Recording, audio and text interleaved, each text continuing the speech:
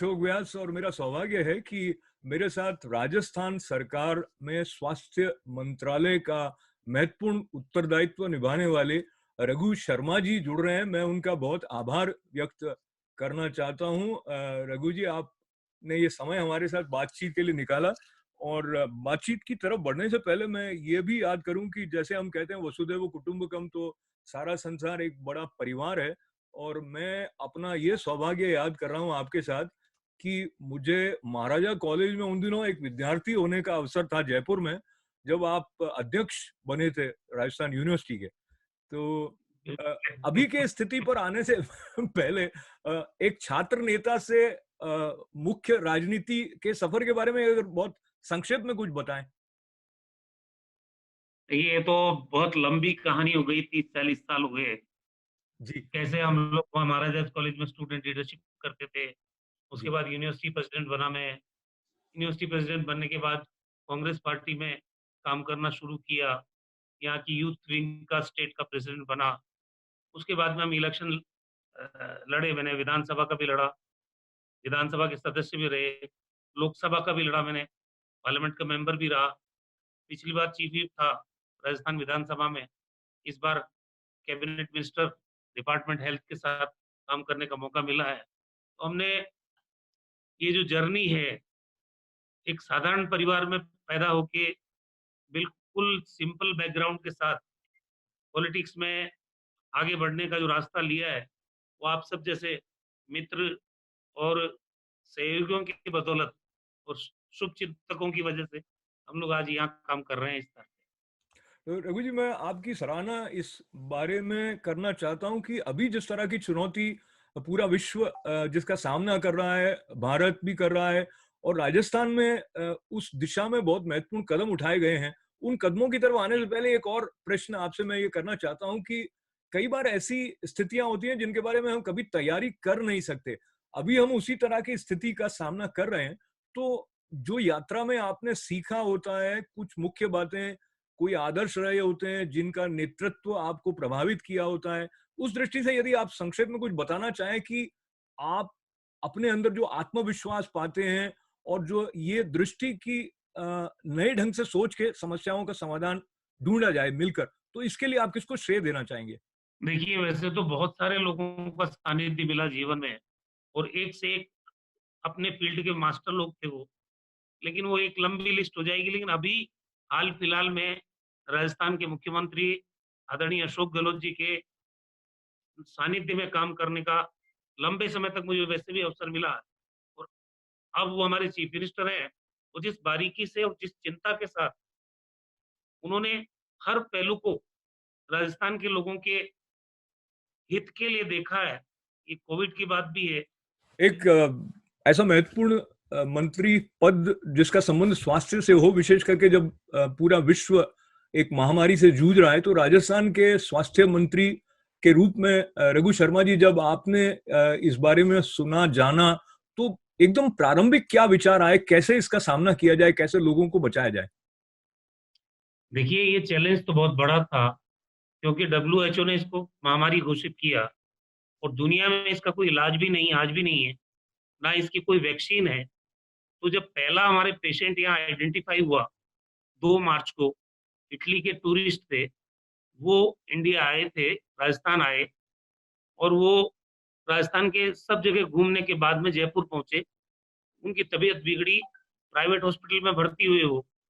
उसके बाद उनको सिम्प्टोमेटिक अ, कोविड पेशेंट के लक्षण नज़र आए, तो उनको रेफर किया गया एसएमएस हॉस्पिटल।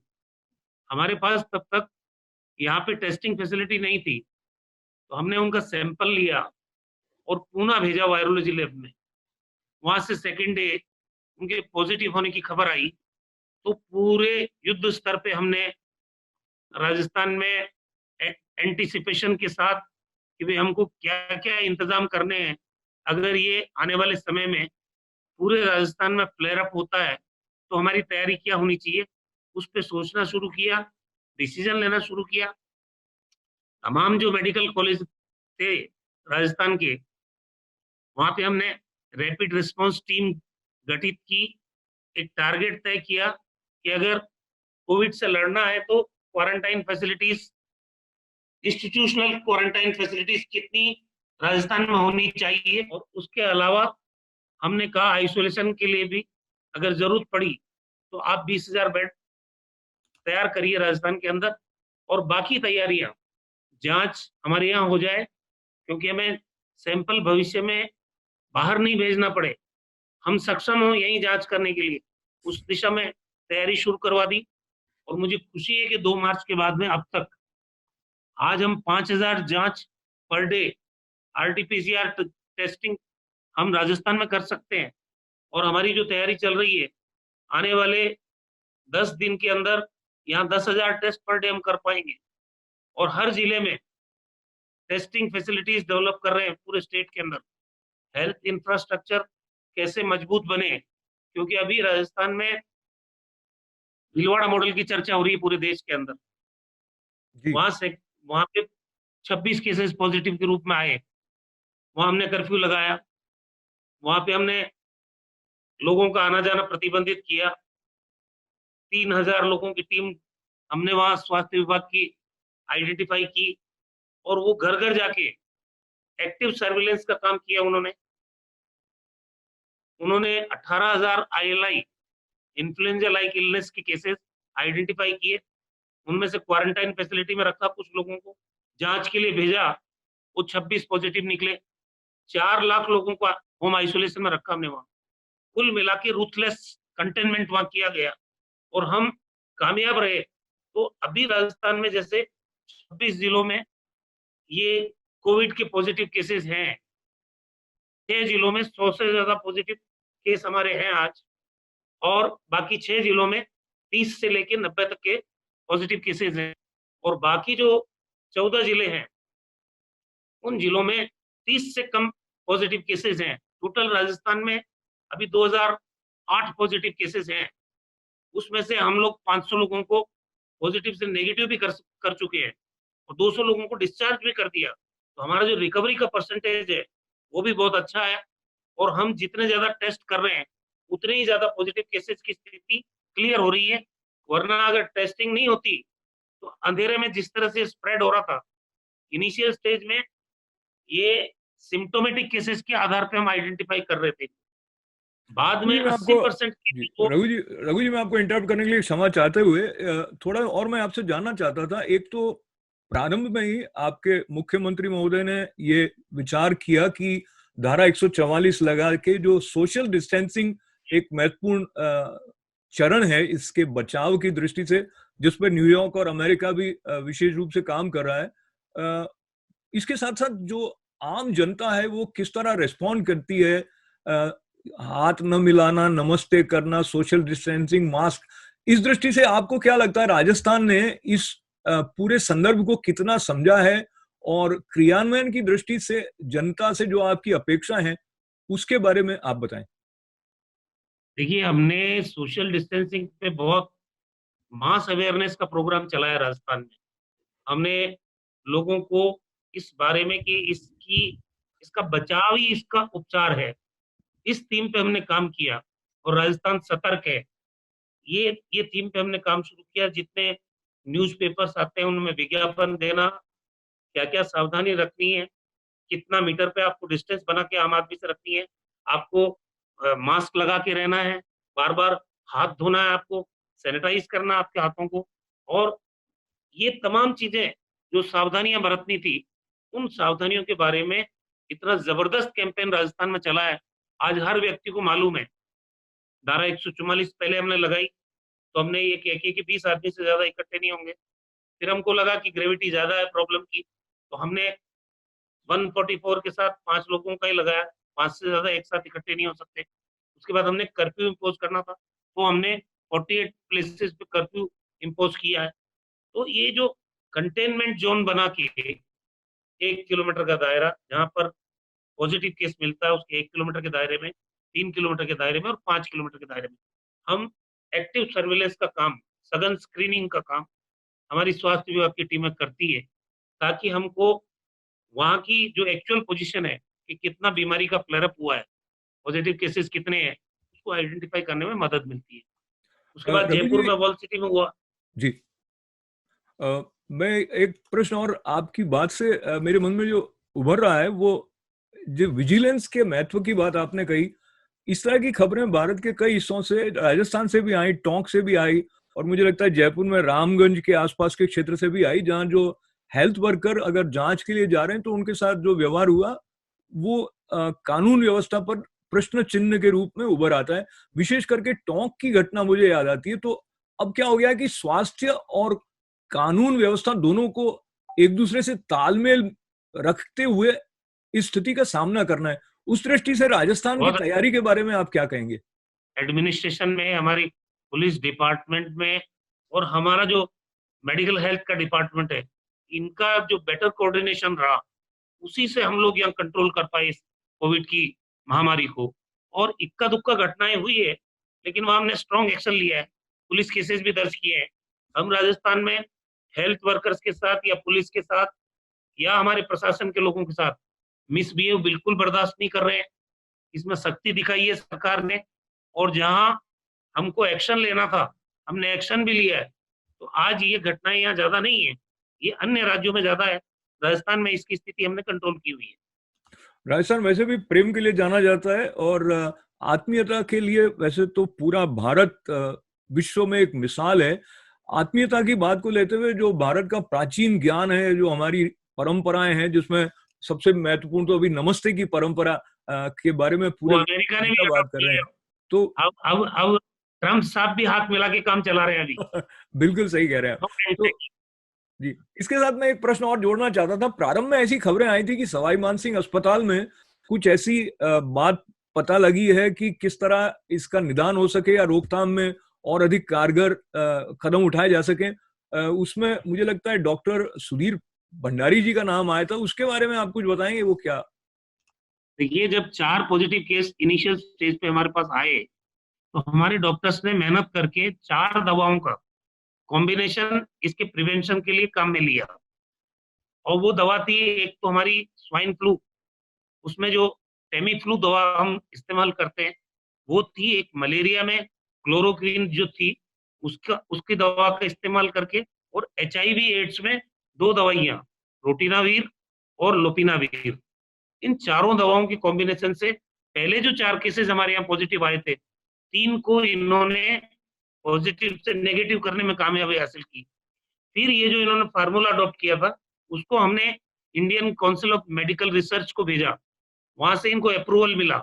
तभी हाइड्रोक्सी क्लोरोक्विन, जिस दवा को अमेरिका ने मंगाया भारत से, वो ICMR के द्वारा एक अप्रूव्ड दवा के रूप में सामने आई, कि इससे हम जो भी लोग हैं उनके प्रिवेंशन पे काम में ले सकते हैं इस दवा को। तो डॉक्टर्स के सुपरविजन में इस दवा को काम में लिया जा रहा है राजस्थान में भी। जो हमारे लोग कोविड पेशेंट्स को ट्रीट कर रहे हैं, उनकी सेहत ठीक रखना भी हमारे लिए चैलेंज है। अगर वो भी इन्फेक्टेड हो जाएंगे तो फिर ये काम करेगा कौन?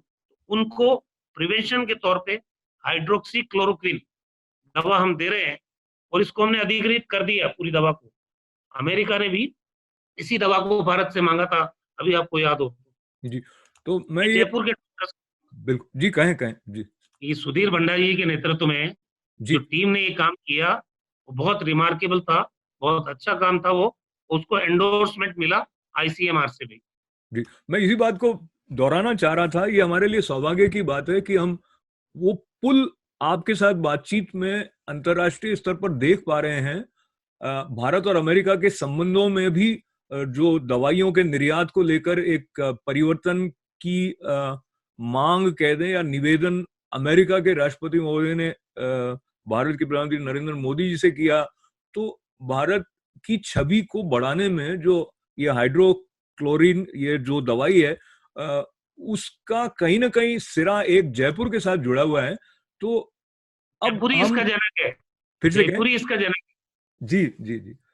तो अब जो हमारे पारंपरिक इलाज है उस पर भारत का मंत्रालय आयुष भी ध्यान दे रहा है, और मुझे लगता है आप भी उस पर जोर दे रहे हैं। उसके बारे में कुछ बताएं कि जो जो है। देखिए, हमने योगाभ्यास है या जो भी आयुर्वेदिक दवाएं हैं, किसके ऊपर ज्यादा आपको लगता है ध्यान दिया जा रहा है? हमने खाना तैयार किया है कि इसके इम्यून सिस्टम को मजबूत करने के लिए, क्योंकि राजस्थान हिंदुस्तान में हमारी आयुर्वेद पद्धति बहुत पुरानी पद्धति है, और जो हमारे यहाँ जड़ी बूटियां रही है उनमें काफी ऐसी जड़ी बूटियां हैं जो प्रिवेंशन में और इम्यून सिस्टम को मजबूत करने में काम आती रही है। अभी भी हमने लार्ज स्केल पे काढ़ा तैयार कराया है आयुष डिपार्टमेंट के द्वारा, और लाखों की संख्या में राजस्थान में वो सूखे काढ़े के रूप में हमने डिस्ट्रीब्यूट किया है, इसको बॉइल वाटर के अंदर वो काढ़ा बनाएंगे और वो पिएंगे तो उनका इम्यून सिस्टम मजबूत होगा। इम्यूनिटी अगर मजबूत होती है आदमी की तो फिर वायरस का अटैक कम होता है। और चलते चलते मैं, आप स्वयं इतने सक्रिय हैं, आप खुद क्या क्या व्यक्तिगत रूप से सावधानियां बरत रहे हैं ताकि आपके स्वास्थ्य को किसी प्रकार की कोई खतरे की स्थिति तक जाने से बचाया जाता रहे? देखिए वही है कि सोशल डिस्टेंसिंग, अब उसको मैं सोशल डिस्टेंसिंग नहीं कह के फिजिकल डिस्टेंसिंग बोलूंगा, क्योंकि सोशल डिस्टेंसिंग को हमारे यहाँ थोड़ा अदरवाइज लिया जाता है। तो फिजिकल डिस्टेंसिंग, बार बार हाथ धोता हूँ, मास्क लगा के जाता हूँ। मुझे तो रामगंज के इलाके में भी जाना पड़ता है, एसएमएस अस्पताल में भी जाना पड़ता है। बीइंग हेल्थ मिनिस्टर मेरे साथ तो रिस्क फैक्टर ज्यादा ही जुड़ा हुआ है, लेकिन हम सावधानी पूर्वक चल रहे हैं। अपना टेस्ट भी करवाया मैंने खुद ने भी, ताकि मालूम पड़ सके कि कहीं हम इन्फेक्टेड तो नहीं है, क्योंकि अभी एसिम्टोमेटिक केसेस भी आने लग गए ना, जिनमें लक्षण नहीं है वो भी पॉजिटिव आने लग गए। ये हमारे लिए चिंता का विषय है। तो कुल मिला के सावधानी के साथ अपने दायित्वों का निर्वहन किया जा रहा है मेरे द्वारा, जो आपने चिंता व्यक्त की। और दूसरा, चलते चलते मैं दो बातें और आपसे जानना चाहता हूं, जिसमें से एक तो मुझे लगता है आपका न्यूयॉर्क से एक विशेष संबंध ये भी है कि आपकी पुत्री यहाँ पर अध्ययन के जी लिए जी थी, जी। और मुझे लगता है वो इसी दौर में वापस भारत लौटी हैं, तो उनको भी क्वारंटाइन करना पड़ा था, या और आते ही उनकी जांच हो गई थी, नेगेटिव आई जांच रिपोर्ट, फिर भी उसको हमने क्वारंटाइन रखा। और वो अब तो काफी टाइम हो गया, 1 महीना हो गया करीब करीब, तो कोई दिक्कत नहीं है।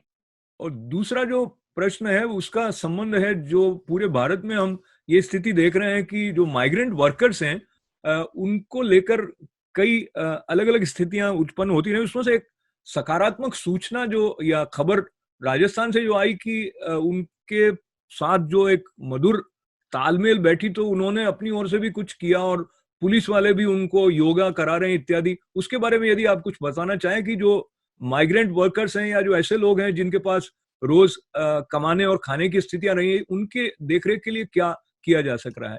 देखिए हमने तो उनके इतने बेहतर इंतजाम किए, उनके रुकने का, खाने का, ठहरने का। कई कई जगह उन्होंने, हम फालतू नहीं रह सकते, हमें पुताई का काम दे दीजिए। कई कई जगह उन्होंने और कामों में हिस्सा बटाना शुरू किया है। लेकिन असली प्रॉब्लम ये है कि वो लोग सब अपने अपने घरों में जाना चाहते हैं। तमाम राजस्थानी जो प्रवासी राजस्थानी कहलाते हैं, वो लोग राजस्थान आना चाहते हैं, अपने गांव आना चाहते हैं। पता नहीं कितना कोविड आगे चलेगा, लॉकडाउन कितना आगे बढ़ेगा। इन आशंकाओं के चलते हर व्यक्ति, माइग्रेंट लेबर हो चाहे प्रवासी राजस्थानी हो, वो अपने अपने घरों में लौटना चाहता है। अभी तो ये स्थिति है कि हम बराबर बात कर रहे हैं भारत सरकार से। अब देखते हैं भारत सरकार अगर परमिट करेगी, क्योंकि इंटरस्टेट बॉर्डर का सवाल है, वो ब्लॉक्ड है, अभी जाना आना परमिट नहीं है। वो परमिशन भारत सरकार ही दे सकती है, उस पर बातचीत चल रही है।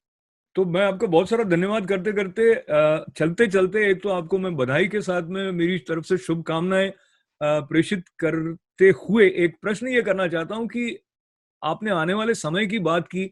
अभी 3 मई तक लॉकडाउन है, और क्या आसार आपको दिखते हैं? सभी लोग घर में बैठे बैठे कहीं ना कहीं ये प्रश्न अपने साथ रखे हुए हैं कि अब स्थिति कब सामान्य होगी, या अनिश्चय में तो है, फिर भी क्या तैयारियां उस तरफ बढ़ने की जा रही हैं? और इसके साथ जो अलग अलग चुनौतियां हमारे राष्ट्र के सामने, विश्व के सामने, राजस्थान में, जयपुर में आने वाली हैं, जो कहीं स्वास्थ्य से भी संबंध रखेंगी, कहीं रोजगार के साथ भी संबंध रखेंगी, मोटा मोटी राजस्थान सरकार इस दिशा में क्या सोच रही है, क्या चर्चाएं चलती रही हैं?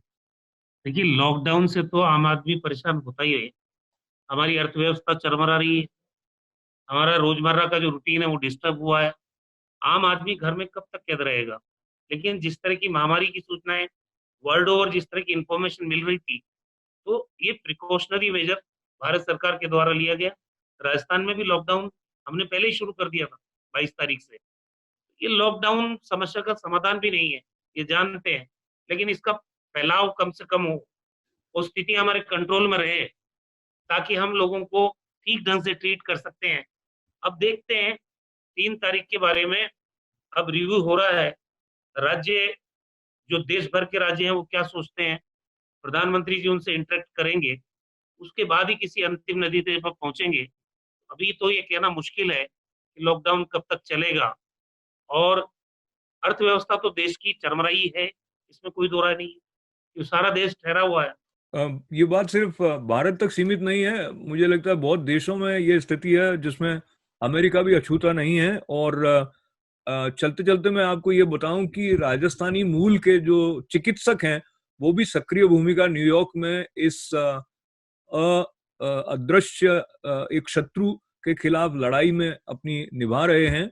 और आप हमारे जो यहाँ बसे हुए राजस्थानी हैं न्यूयॉर्क में, अमेरिका में, उनको इस अवसर पर क्या कहना चाहेंगे?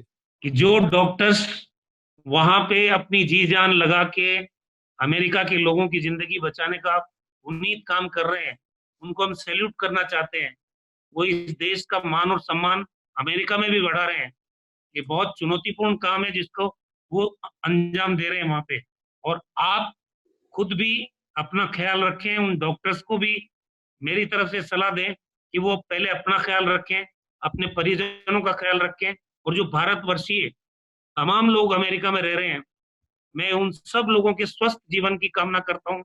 और इस महामारी से प्रभु उनको बचाए। वो अपने आप को, ये जो सावधानियां रखनी है, क्योंकि इसमें बचावी उपचार है, तो ये तमाम सावधानियां रखते हुए जो भी अमेरिका में प्रवासी भारतीय रह रहे हैं उनकी सेहत ठीक रहे, ये भगवान से प्रार्थना करता हूँ। और यहाँ बैठ के भी हम देशवासियों की चिंता तो कर ही रहे हैं, उनके इलाज की व्यवस्था कर रहे हैं, लेकिन ये दुआ भी साथ के साथ कर रहे हैं कि हमारे प्रवासी भारतीय जो अमेरिका में हैं उनकी सेहत भी ऊपर वाला ठीक रखे, वो भी इस महामारी से बच के और ठीक रह सके। ये हम शुभकामनाएं देते हैं। बहुत बहुत तो धन्यवाद। धन्यवाद है। मेरे साथ जुड़े जयपुर राजस्थान से राजस्थान के स्वास्थ्य मंत्री रघु जी के साथ में बहुत लंबा समय से एक परिचय ऐसा रहा है कि मैं उस समय छात्र रहा हूं जब आप राजस्थान विश्वविद्यालय के अध्यक्ष रहे हैं।